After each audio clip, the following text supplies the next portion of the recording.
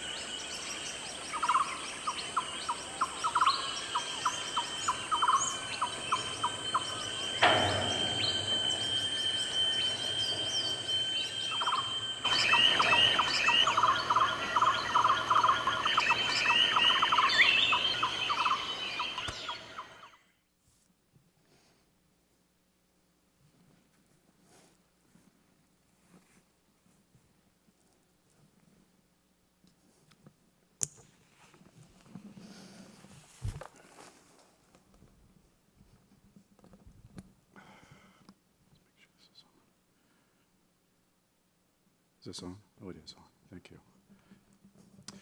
Well, my name is Dr. Brian Pajanowski. I'm a professor of forestry and natural resources here at Purdue University. I'm also the director of a very new center here at Purdue that's called the Center for Global Soundscapes. One of the things that we do is we use the very latest technology to go out and record the sounds of the earth. And we use that information to study ecological patterns and the way in which people's behavior influences ecosystem processes. And we do this all over the world. And so that's why we call it the Center for Global Soundscapes, because we have and want to have a global reach. I'm probably one of the few people on the planet that call themselves the soundscape ecologists. It's a very new science. The journal Science actually covered a small group of us earlier this year as a feature news article, summarizing some of the challenges that face this new science, including the whole notion of big data. Big data is massive data, and in some cases it is almost so overwhelming that you can't analyze all of it. So what I want to do here is tell you a story about nature on this planet and where we are right now, and ask some really important questions. And so what I'd like to do is use the stage here as a means to communicate to all of you.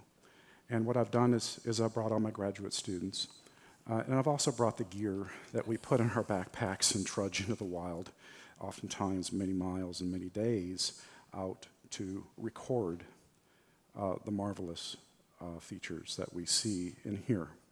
And what we want to do is bring that to society to increase what we believe to be kind of an ignored feature of nature. And that is really the marvelous sounds that occur there and the incredible beauty. So what I want to do is walk you through, over the next 30 minutes here, through a couple of stories and approaching this dawn or doom kind of contrast. And leave it up to you. So what we've got is a series of multimedia presentations, and I hope we can make an impression upon you as the fact that nature is really important to protect, and the technology that we've really brought to bear over the last couple of hundreds of years through the Industrial Revolution has really threatened its survival and its existence. So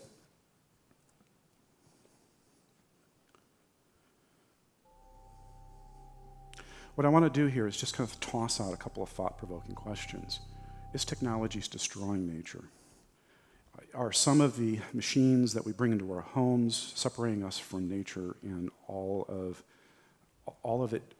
what it does for us? Is our future interaction with nature only going to be digital? In other words, is what we're doing and going out and capturing this information in digital form only what society is going to have in the future? I hope not. And then, how can technology reverse the current trends? How can we put technology in the hands of scientists and the rest of society to improve the course and the current trends? And so that's pretty much what we're going to do here through a series of both interactive videos and interactive PowerPoints. And so.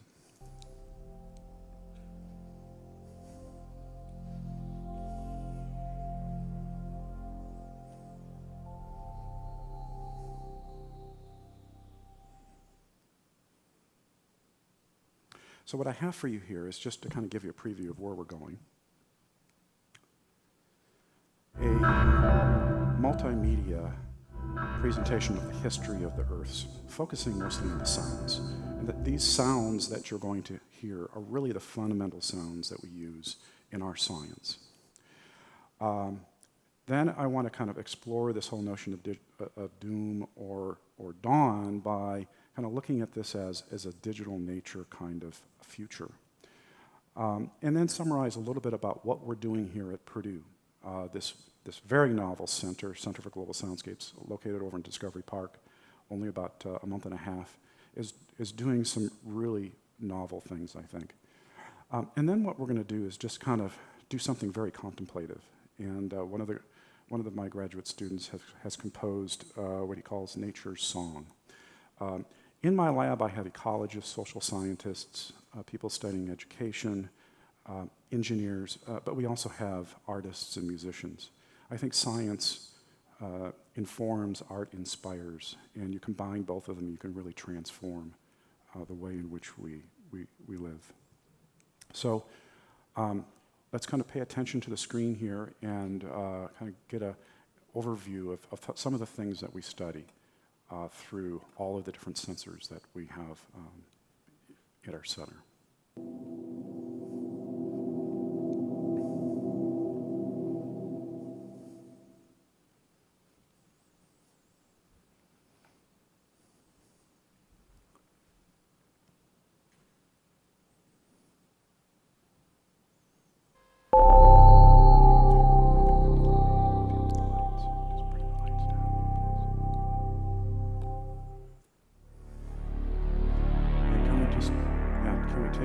spotlight down and the lights down so that we can...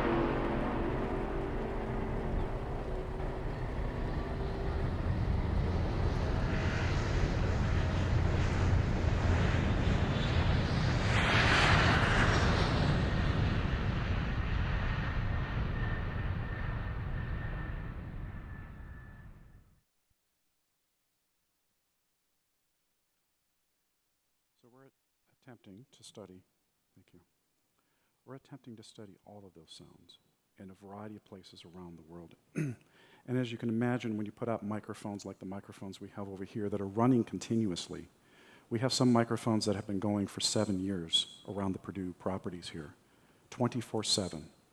And we have hundreds of them going around the world right now. And we have partners that are shipping us data sets in a variety of ways, either through the internet or good old-fashioned FedEx. So what we're trying to do is use these technologies to understand these ecosystems, but also provide society with an important message. So we have wildlife that needs to communicate and vocalize and survive, find food, find a mate.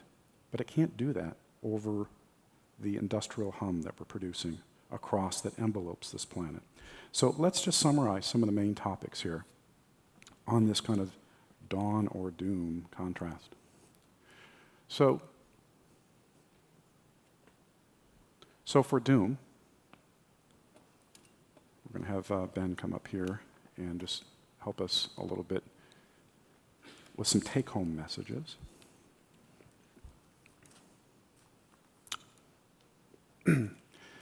Those of us that are doing recording around the world realize there's no quiet place left. I don't care where you go, you've got a plane flying overhead, you've got a road, you've got something that is noise that's producing a human-generated sound. We have a global coverage that is really a result of the combustion engine. This is an old technology. It's not, it's nothing very, very fancy, right? We're all familiar with it because we all own something that has an engine, or actually we have many things that do this. So we don't have a place that can be undisturbed for a minute. We can't go someplace and really connect to nature without being disrupted. And that's particularly true in the United States and Europe, where there's a noise being produced by humans every 12 minutes. So noise permeates the land, the air, and even our oceans. This is a map that was produced just last year by NOAA, Michael Porter in Oregon. It kind of shows really the state of the noise in our oceans. We have ocean vessels that are moving all over. We have shipping channels that move from continent to continent. They're the backbone of our economic trade between countries. The sounds that we produce underwater actually carry much further than the sounds in the air. And so you can go just about anywhere in the ocean and you can hear shipping noise. Most of this is produced by just a small percentage of the ships, but we need to improve the technology. Many people realize that. And we have very, very sensitive species that exist there. So our noise is ubiquitous, underwater, on land, and in the air.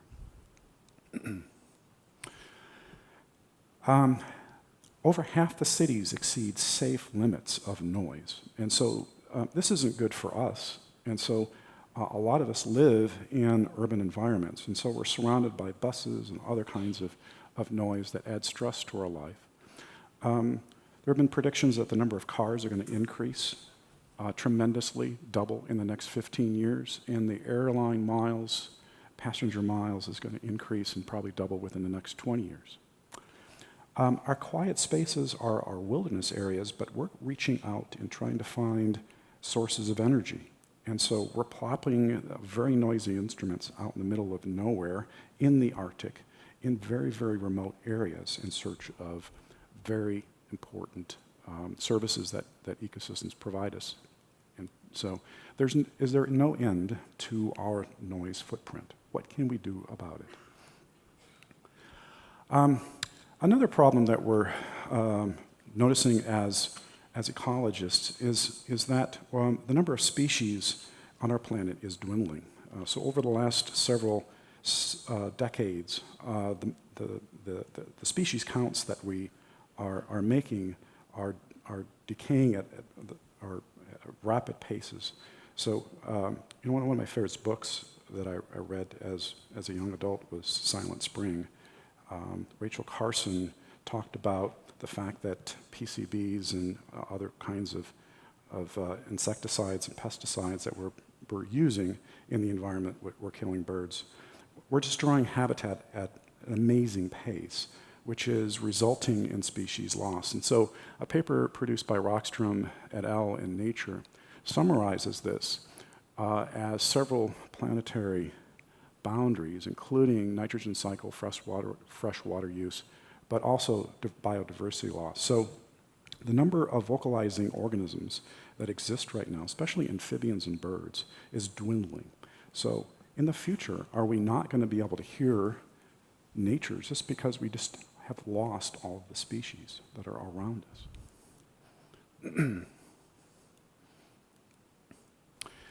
Over half of us now live in an urban environment, so we no longer are surrounded by nature.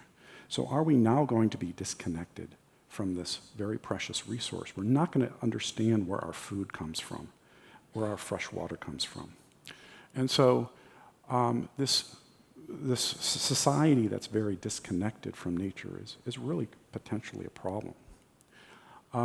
Psychologists have recognized that we're even creating something they're calling nature deficit disorder, which is creating behavioral problems in children because they are replacing kind of normal surroundings, acoustic surroundings and environment with things that are very, very artificial and things that are stimulus driven, that are very, very different from the ways in which humans have evolved over time. So, the big question is will we no longer value nature because we've used technology to separate ourselves from the rest of the world? Will there be places for animals that are left to go? We are changing the landscape all around the surface of the planet. We're growing crops, and we have to grow our livestock. And so almost 60% of the arable land now is taken up for our human use. So where are animals going? They have to go out and get pushed out to the far reaches of the wild, but they're also coming back into the cities. So we're increasingly reading about bears and deer coming into the cities. And this is a phenomenon because they have no place to go.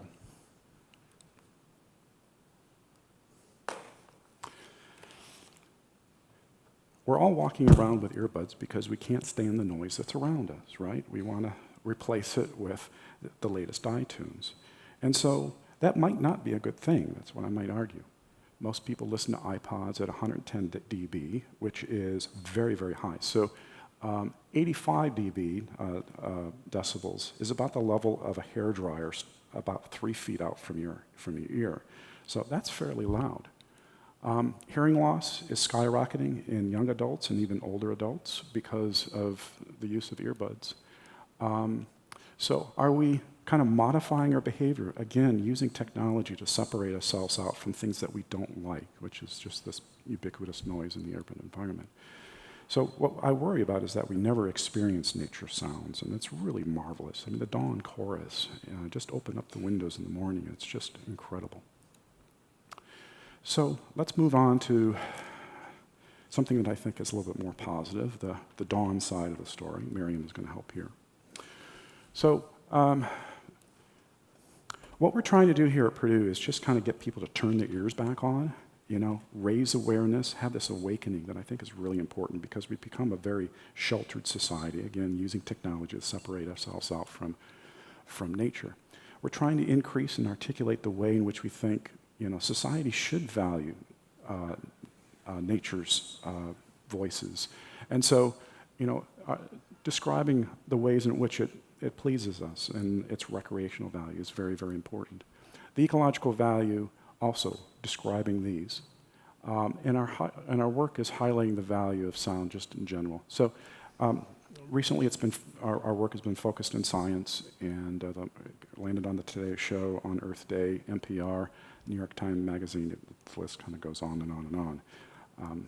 So it's kind of a new science that actually has a positive message. We're trying to reach out and make some positive statements. We're overwhelmed with big data, and right now we have over 500,000 recordings, and I'm going out with this IMAX movie camera, and I'm actually doing 4K video selfies of myself, kind of trying to explain nature around me. So we're amassing an enormous amount of data. We're getting close to about 100 terabytes right now. So you can imagine that it's a lot of data just to analyze. So the nice thing is that we're trying to make it accessible to everybody. And you can hop online, go to Purdue, just type Purdue Soundscapes, and you can listen to about 112 years worth of sound recordings from exotic places like Borneo and Costa Rica. So technology can, I think, be a savior maybe in a couple of different ways. You know, we can, by going out and capturing some of these great sounds and marvelous features and visual, the rich visual nature of the landscapes, we can bring this back to people, and we're doing that through some National Science Foundation funded projects where we're actually going to be developing an IMAX movie. And what we want to do is share these sounds on the internet and bring basically nature into your living room. So we're building a soundscape theater over in Man Hall, and hopefully within the next several months you can come over and sit down and just watch and listen. And it should be a very good contemplative space. We need some help from Purdue engineers. We need to get rid of this combustion engine. I think we're going to do that. We have to replace it with an electric engine that's much quieter. Use noise cancellation technology to quiet down our public spaces. Conscientious efforts to reduce home noise, home appliance. You go to Europe, the noise levels of these home appliances are much lower than here. And then, because the technology is out there, we can develop safe and quiet highways. So we need help from our engineering colleagues. And then finally, what we're trying to do is we're just, at Purdue, we're trying to get these new technologies together to develop new ways to sense the environment. So in many ways, we're sitting down and being engineers ourselves, despite the fact that many of us are just ecologists and social scientists, and finding ways to kind of take these sensors and put them together and make them work in places like Borneo and the desert. It's not that easy. So what are we doing here at Purdue? I've got 2 short videos, 4 minutes apiece, and then we have a very last nature song. So about 10 minutes left.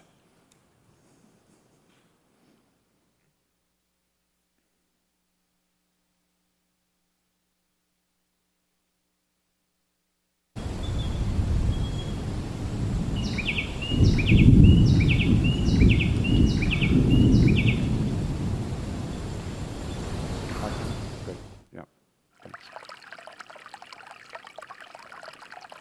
So I tell you, as a person who's a biologist, the sounds of water are actually fascinating to me. They tell me a lot about climate regimes. Our study here at Martell has now gone on for 6.5 years. So you can imagine taking a recording every hour, 15 minutes for that long. We now have something like 100,000 recordings just at some of our sites there. We're working with the National Park Service to understand how wildlife and communities respond to wildfire. It's a very big problem in the Southwest.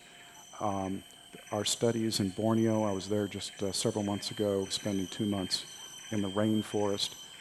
It's absolutely fascinating to study a place like a prehistoric forest like Borneo. We have a variety of things that we do, and I'm just going to summarize these, and there's just going to be a little music here in the background. It'll just start here shortly. But one of my favorite little toys is a 4K camera. This is an IMAX movie camera here, shown in Denali in Alaska earlier this year. Here I am.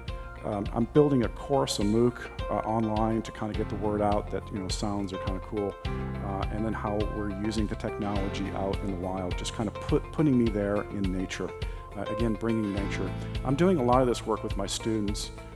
We go out on field trips. Sometimes we just add a couple of days to a conference. And again, some of our work is in partnership with federal agencies like the National Park Service. Here's some of the technologies that we're working with. This one's just way too cool. A GoPro camera, is great to put on the front of a race car, but it also has an underwater microphone. So we have hydrophones, and we're recording underwater as well. Very fascinating sounds in places like vernal pools and tidal pools. Here's our IMAX movie shooting that we were doing in July of this year. Let me kind of summarize some of the things what we do back in the lab. So we've got lots of data and brainstorming sessions, trying to figure out how systems work and operate. How do we integrate things like sound into the studies? Developing our own software. This is a new science, and so no one else has software out there. So we oftentimes have to sit down and compose and construct our own software. It really does take a team. There's no one expert on one particular sound, so when you're going out to places like Borneo, there's 350 species. You just don't even know if it's a bird or an amphibian or even a reptile. Comparative studies are really important, so oftentimes you've got big data in every one of these, and so you've now got super big data trying to analyze each one of these sites and trying to compare and contrast them. We use a variety of other sensors. This is LiDAR to be able to characterize the landscape. That's a howler monkey. But LiDAR, we use LiDAR quite a bit to be able to map out what is the landscape like, and then what is the soundscape like at those places.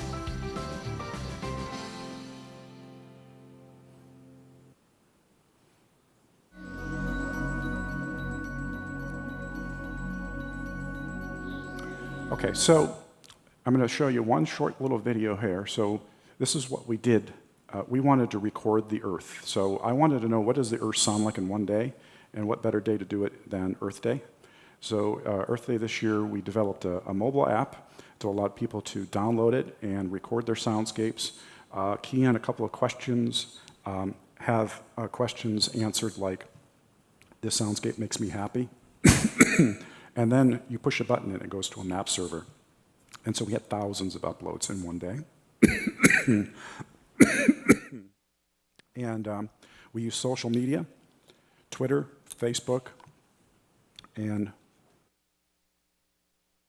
we got one, I guess one of the largest trends activity Twitter accounts on Earth Day.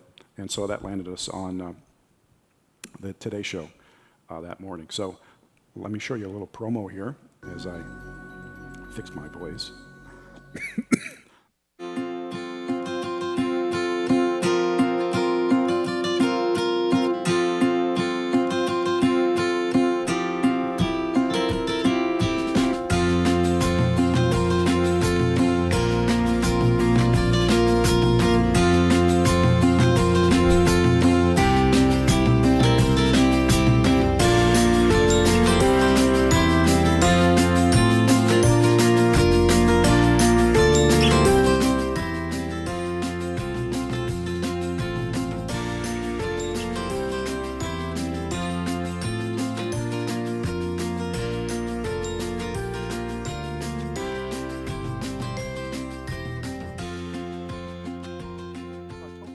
I was going to do like this.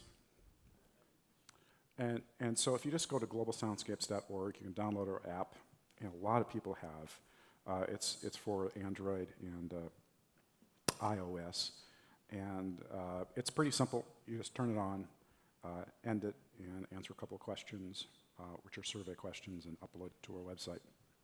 And what's really cool is you can map out places around the world that make people happy or make people angry. So you can imagine what kind of sounds that we're kind of analyzing right now that might make people happier.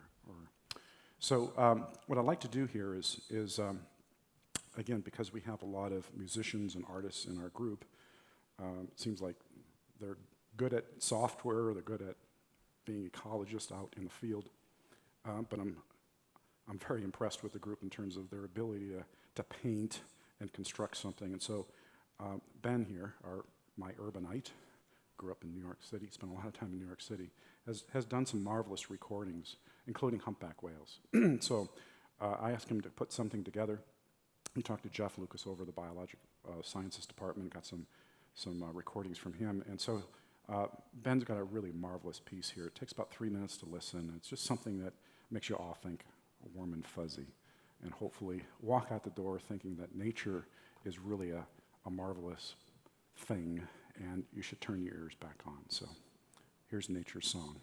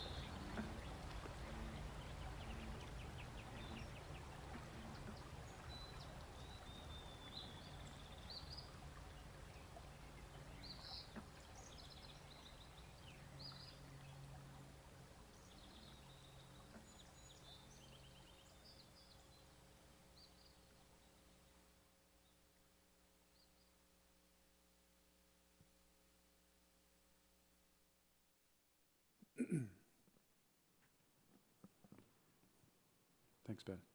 Good job. Any questions?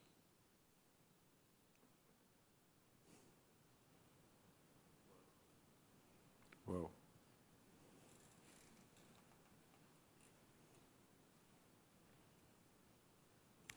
Well, was there? Oh, is there a question back there? No?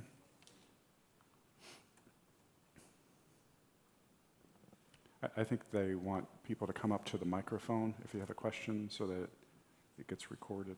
Yeah. So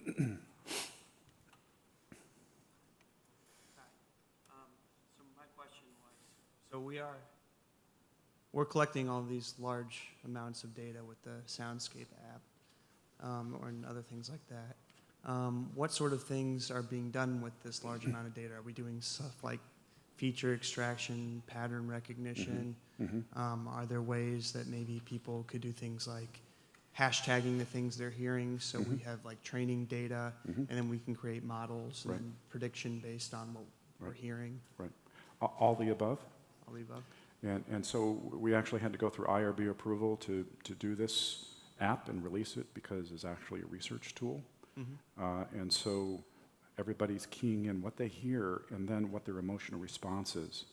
And so we're in the process right now of doing an analysis of what are the kinds of sounds that make people happy, what make people angry. So, and then how are these different all around the world? So we had every state in the country, and we had 40% of the countries in the world participate in this global event.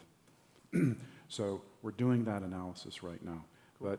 But we're doing all the things that you're saying, feature extraction, neural nets, and multi-adaptive regression splines, and all these different kinds of tools. Yeah. Awesome. Thank you. Yep.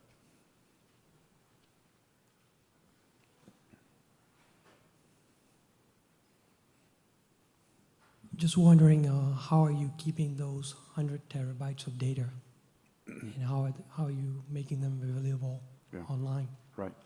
So the question is how are we keeping the 100 terabytes of data? So Purdue is very good in terms of cyber infrastructure. We're one of the best in the world. And so we have data on an Isilon server. We're moving over to the data depot. We also back it up and off to tape, and store it and produce it files for online in MP3 format. But we're recording in WAV files, stereo, 44.1 or 48 kilohertz, so very high resolution, 2 channels. I have some of the technology up here that's doing 7 channels, surround sound, double MS. And the 4K camera is recording at 4K resolution, 60 frames per second. So I just set the camera up and let it go for about 30 minutes, and then have a surround sound microphone array that's attached to it. So we have full immersive kind of experiences. So we've got great supercomputer toys here on this campus, and we use them all. Thank you. But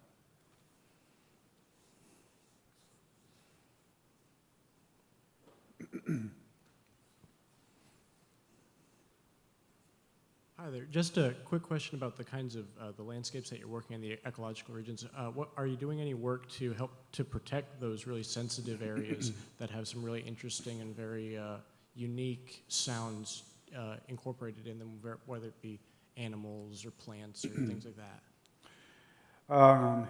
Yes, and so in some cases, we're working with the Park Service, for example.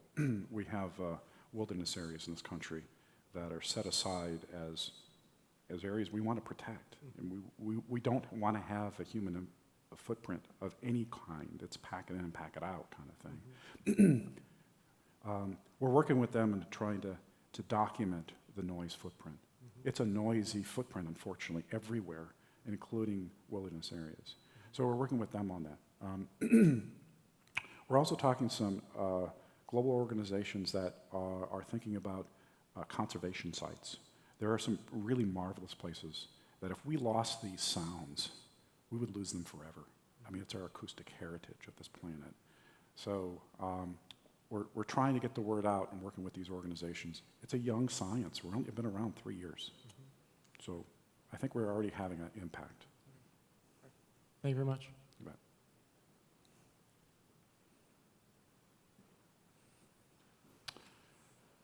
Well, if there are no other questions, I think we're all encouraged to go over to the Fowler Hall, right, for the keynote by the author of the book. Thank you all for coming.